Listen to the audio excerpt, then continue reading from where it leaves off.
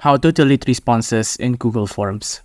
So for example, I'm in my Google Form homepage right now, and I have this untitled form. Let's click it. And on the response here, the question is it's a row untitled question with the option 1 and option 2.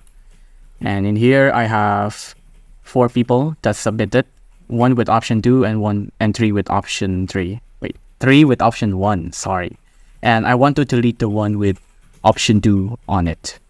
The way you can do that is go to individual and then look for the question you want to delete.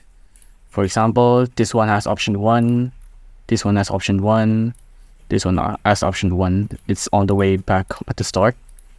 This one has option 2, and we want to delete this one. So let's just press this trash button right here. Yes. And now the response is deleted. As you can see on the summary here, the option 2 is gone, and now it's only option 1.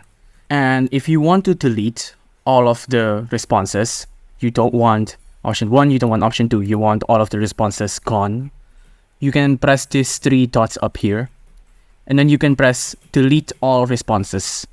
I'll press that. And now all of the responses are gone.